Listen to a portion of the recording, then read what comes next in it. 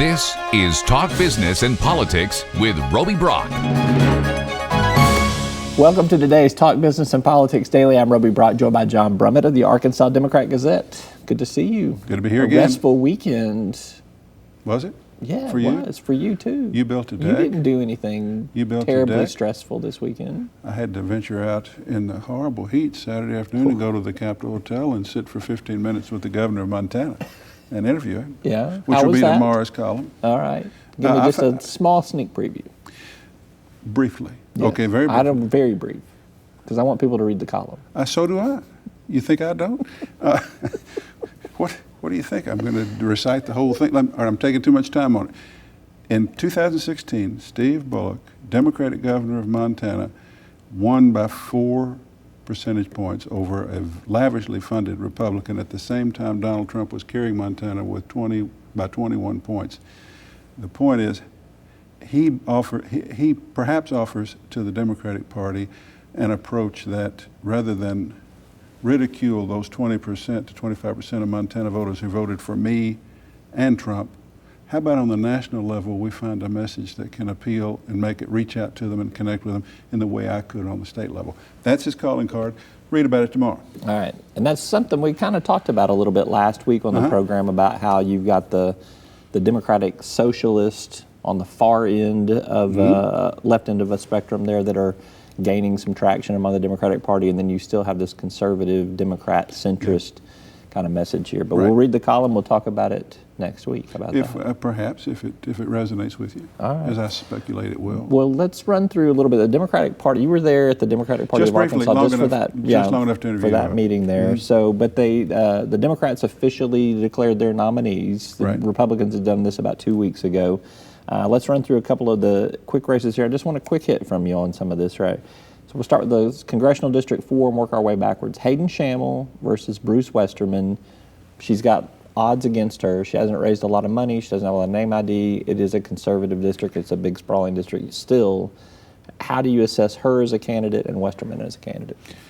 In many ways, this is a microcosm of what I think is happening in the state Democratic Party. They're moving beyond Clinton, and they seem to have a lot of young candidates who come not from the field of law, as maybe customarily they would have in past generations, but folks who are from education. She is a teacher, and you're going to find that up and down the Democratic ballot. People in education who have become civic-minded and politically minded. So she represents a metamorphosis, beginning of a change in the Democratic Party, which is good.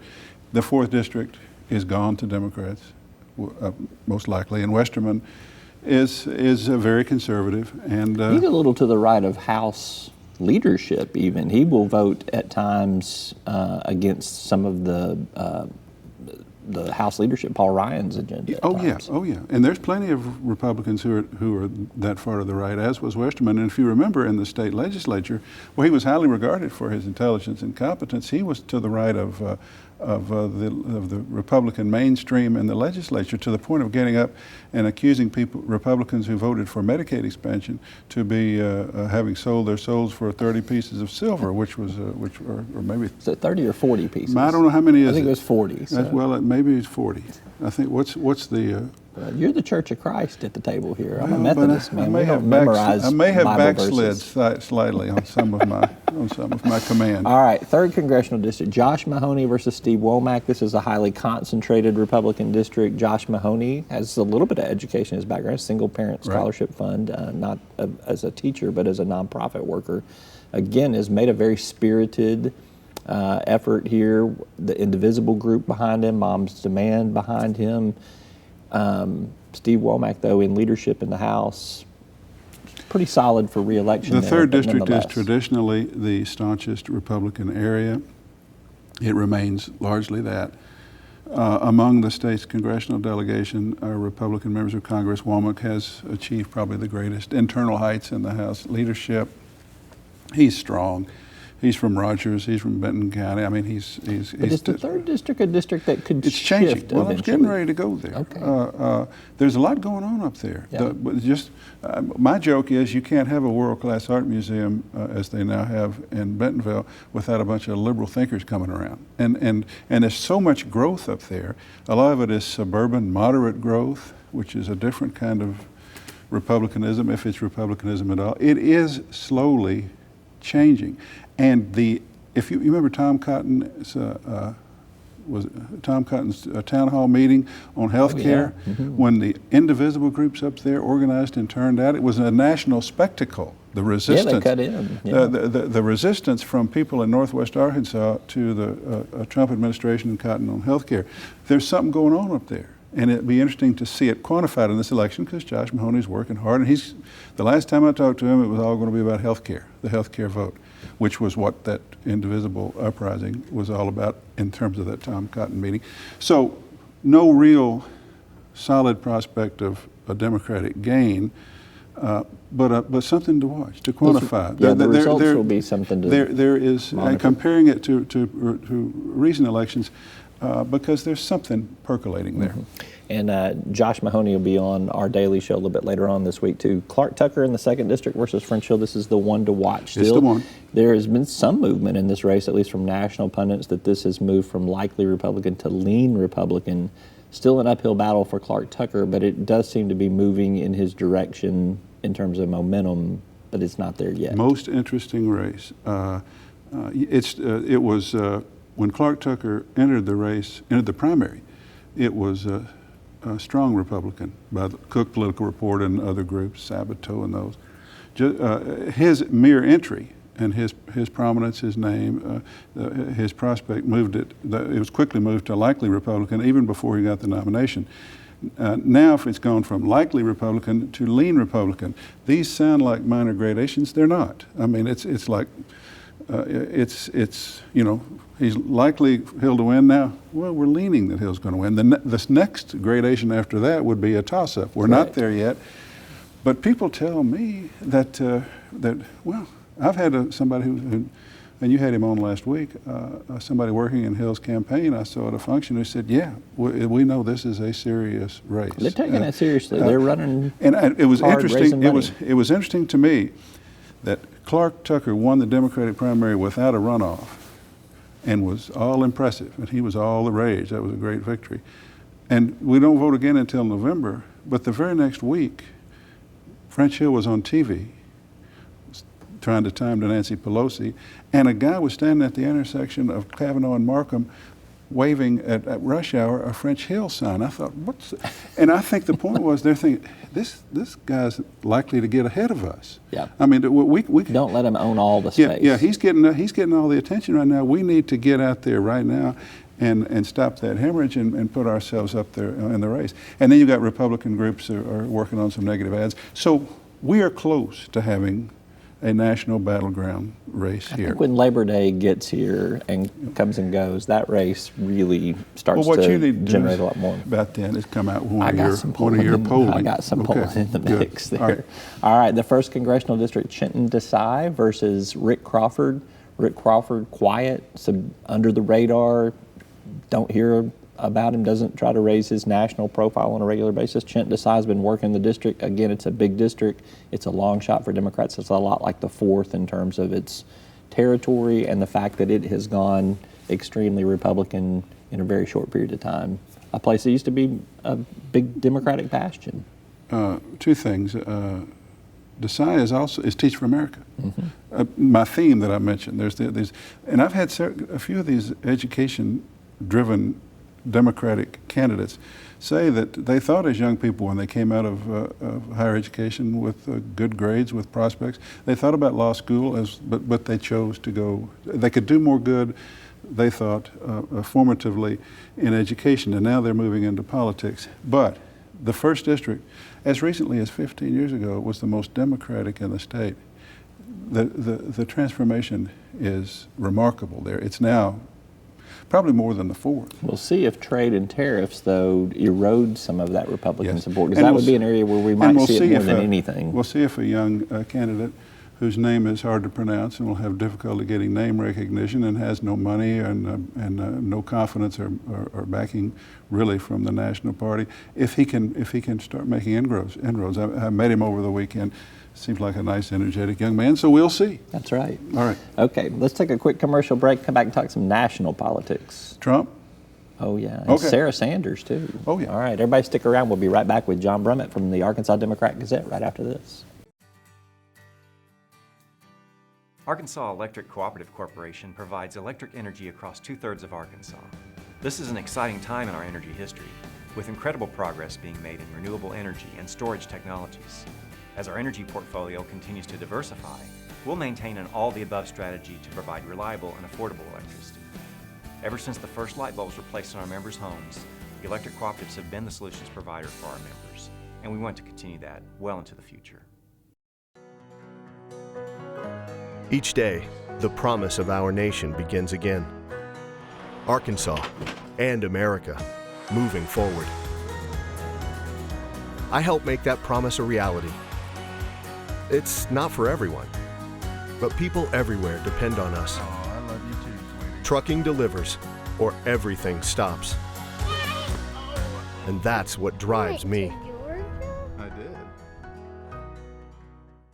And welcome back to the program. I'm Roby Brock, joined by John Brummett of the Arkansas Democrat-Gazette. Let's turn our attention to some national affairs. Late last week, a very high-profile squabble in the White House press room between Jim Acosta, who had been berated the night before, if not threatened with his life at a Trump rally, asked Sarah Sanders to denounce her boss's statement that the press is the enemy of the people here, and she didn't do it.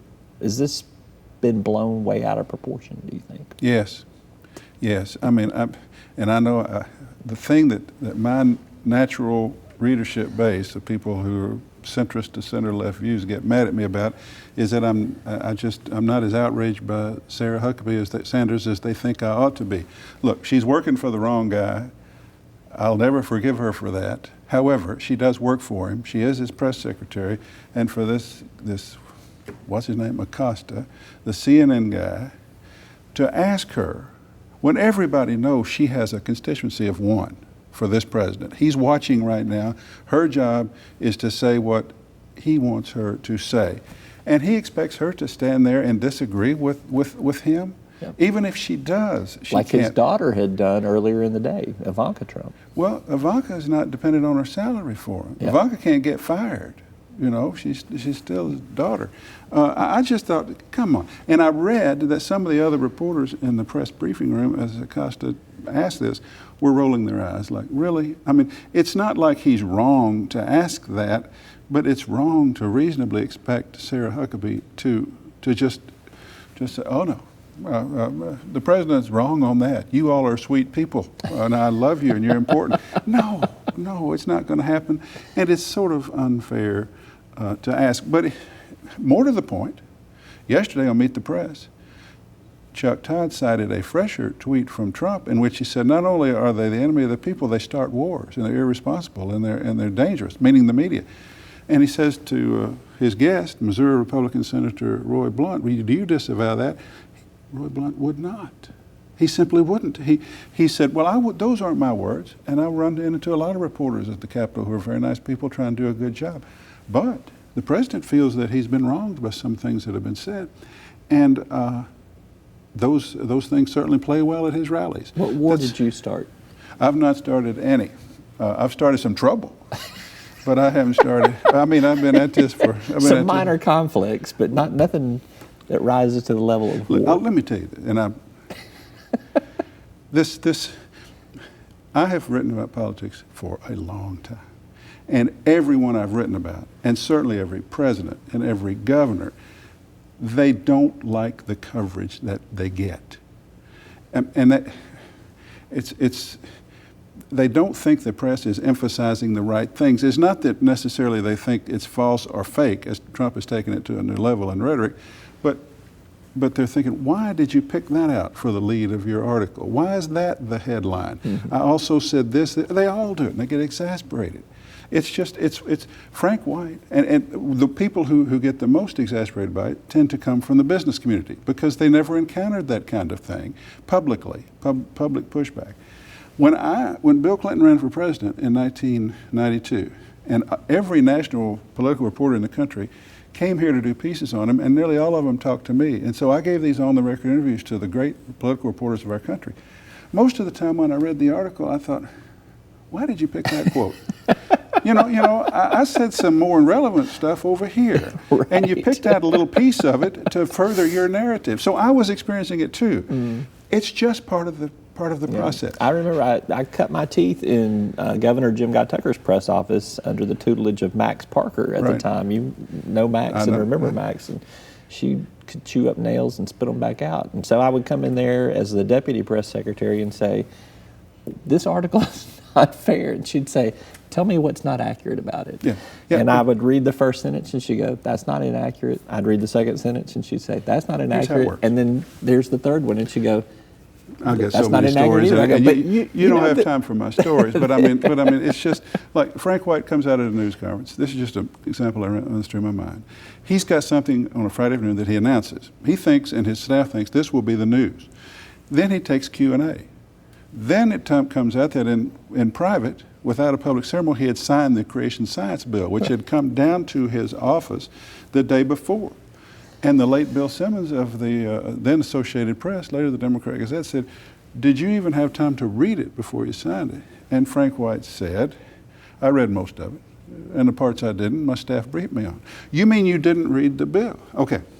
I go back to the Arkansas Gazette, and I'm looking, what's my lead? My lead is the governor secretly signed the Creation Science Bill, which is dubiously constitutional, and admitted he didn't read it. There's my lead. But that's not what the press conference was about. That's not what the press conference was about. And Frank White gets up on Saturday morning and said, what the heck?